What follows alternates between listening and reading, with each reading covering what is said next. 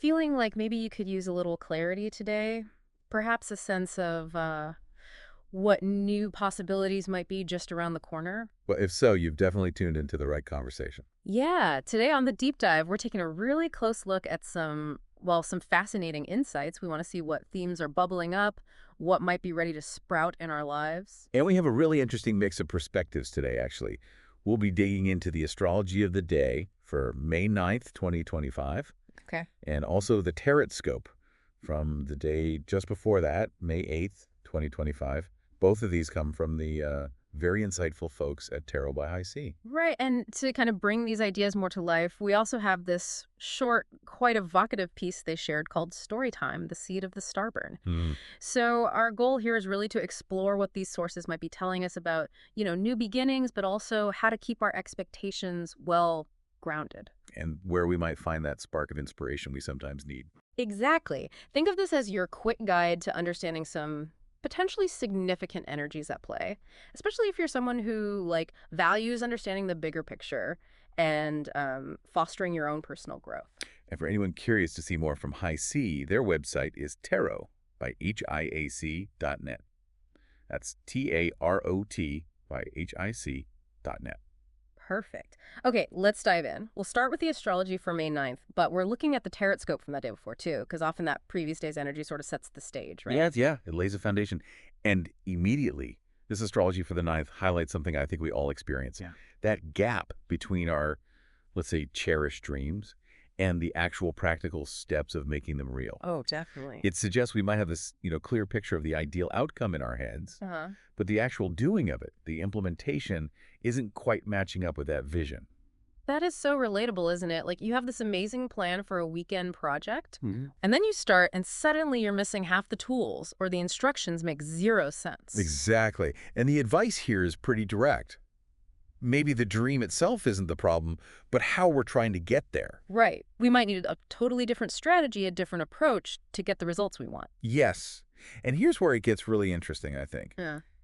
It also warns against, idealizing people too much Hmm. or making promises that are maybe more based on hope than actual reality. Okay, so less wishful thinking. Pretty much. It's about focusing on tangible achievements, results, rather than egos, is the phrase used. I like that. Results rather than egos. And that emphasis on what we can actually do ties in really nicely with the encouragement towards sociability and diplomacy. How so? Well, it implies that engaging with others in a grounded, realistic way, rather than, trying to impress them or promising the moon, will actually be more productive in the long run. Makes sense. What's fascinating, too, is the specific call to connect with people who genuinely inspire us, people who challenge our current ways of thinking. So it's not just about being polite, it's about seeking out connections that actually help us grow. Precisely. Yeah. Like who pushes you to think differently? Or maybe embodies an energy you admire. Actively seeking out chats with people like that, even just asking a thoughtful question, that can be a real starting point. Yeah, like building your own little personal board of advisors almost. Kind of. And Yeah. it goes beyond just individuals. The astrology also nudges us towards exploring new philosophies, different worldviews. Expanding our horizons intellectually and maybe spiritually. Exactly. But, and this is important, there's a balance, right? Always. We need to stay open to these new possibilities, these new ideas, Uh-huh. without completely losing our own sense of self or, becoming totally uncritical. We don't want to just jump on every single bandwagon. Right, need that healthy skepticism, discernment. That's the word, discernment. Taking in the new stuff, but filtering it through our own internal compass. So if we connect all these dots, the astrology for the ninth seems to be prepping us for potential new starts by urging us to be practical, strategic, and receptive. But still anchored. Exactly. Anchored in our own values. So the big question is, how do all these different threads, the dream versus reality tension, the focus on results, inspiring connections, new ideas, how do they actually weave together into one coherent message for the day? That's the million-dollar question, isn't it? It feels like. Like the astrology is preparing the ground. Maybe those big dreams aren't meant to be tossed out, but maybe looked at again with more down-to-earth eyes. Possibly. By honestly seeing the situation as it is, being realistic about what's doable right now, Uh-huh. we actually create the space for better strategy to pop up. And those inspiring people, those new What could philosophies, be the source of that new strategy? could be. Yeah. Okay, so that sets the scene. Now, let's rewind slightly to the TarotScope for May 8th, the ACE of crystals. This really sounds like that initial spark, doesn't it? It very much does, yeah. The Ace of Crystals is described as the seed of new manifestation, Okay. tangible potential. Yeah.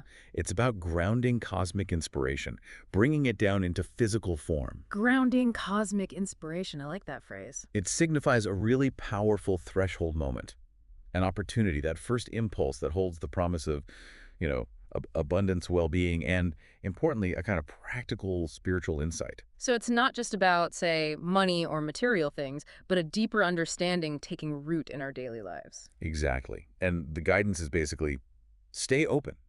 Open to unexpected offers, fresh ideas, even those subtle little signs or nudges that might come your way. Like the universe is giving you a little tap on the shoulder. Kind of, yeah. But then comes this really crucial bit of advice. Start small. Ah. This is a seed, nurture it rather than rush it. Okay, that really echoes the astrological warning about not overpromising or getting ahead of ourselves. Absolutely. It connects perfectly. The ace isn't the finished product. It's just the very, very beginning. Right. So we might encounter a new concept, maybe a hint of a job change, a creative idea, or even just a strong gut feeling that points towards something that could eventually lead to real stability and growth in the material world. Oh, uh-huh. And what's really key here is the emphasis on aligning our higher mind with the physical realm, taking those abstract inspirations and finding real, concrete ways to bring them into being, Yeah. to give them actual form. Making the airy ideas solid. Yeah. Got it. And there's also this mention of feeling greater crystalline clarity and a stronger connection to a greater grid of consciousness. What's that about? It suggests our intuition might feel sharper, clearer, like we have a better sense of purpose, maybe. Think of that grid, less like some mystical network, and more like the interconnectedness of ideas, shared human experiences, collective intuition that we can tap into when we're, open and receptive. Okay, so heightened intuition, clearer purpose. And the Tarot Scope even suggests this opportunity might not just be random luck. Right. It could actually be part of our soul's chosen path, Yeah. a tangible step related to our higher mission or calling.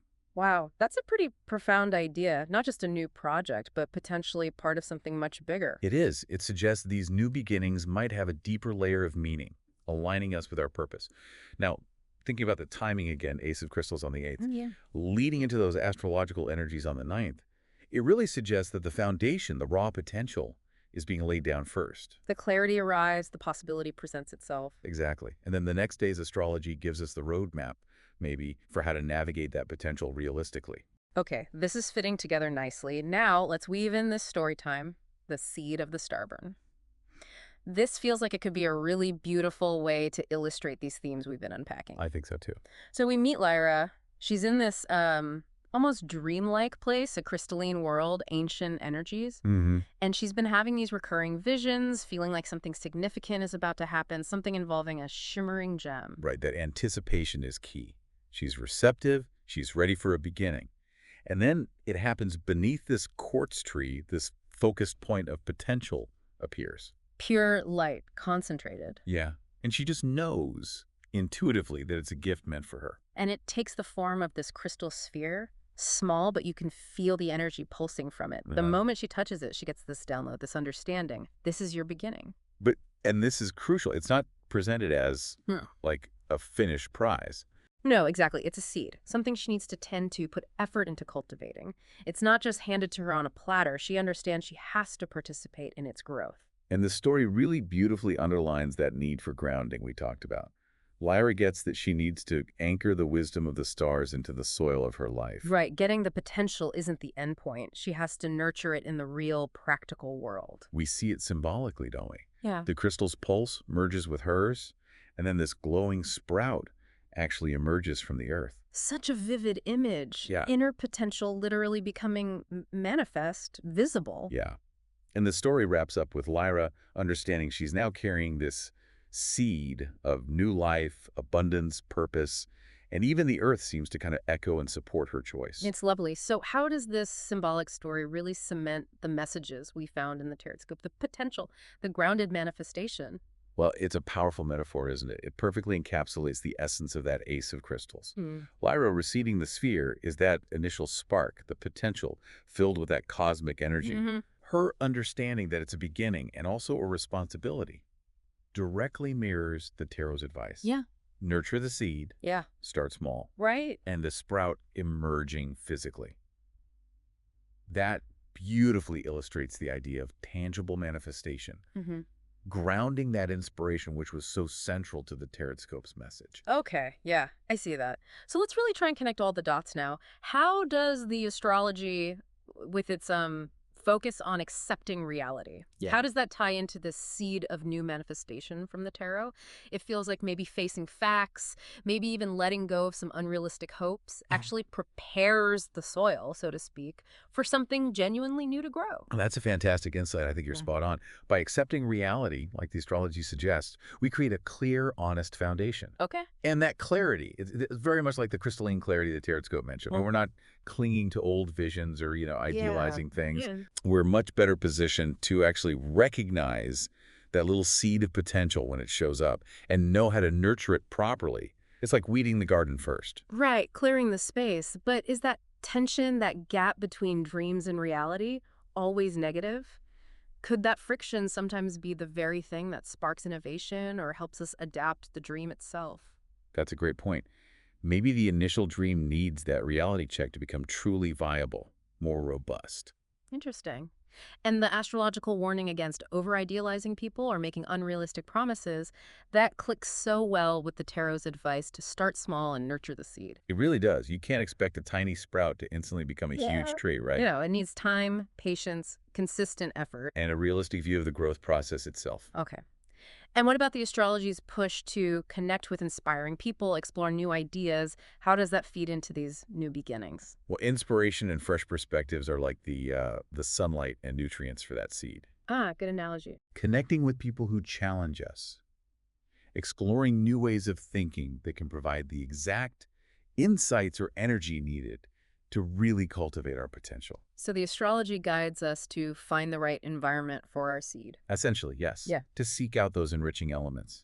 And that crystalline clarity from the Terrascope, we definitely see echoes of that in Lyra's immediate knowing when she touches the crystal. Yeah, that flash of insight, that intuitive understanding of what this new beginning is about. Exactly, an inner resonance with the potential being offered. Okay. So to try and wrap this all up for you, our listener, it really seems these sources are collectively pointing towards a time where, yes, new possibilities are definitely emerging, Hmm. but they strongly emphasize grounding these possibilities in a realistic view of where you are now Nurturing them with patience, consistent effort, not rushing. and actively seeking out that inspiration, those fresh perspectives to help support the growth. It's about spotting that initial seed of potential, Mm. understanding maybe its deeper significance like Lyra did, Yeah. and then taking those practical, manageable steps to help it actually flourish. So as you go about your day, maybe take a moment to consider what seed of potential might be present in your own life right now. What new idea or opportunity or even just a quiet gut feeling has been sort of nudging you lately? And here's a final thought to maybe chew on. Could the very challenges we face in accepting reality, could they actually be the most fertile ground needed for truly meaningful new beginnings to take root and really thrive?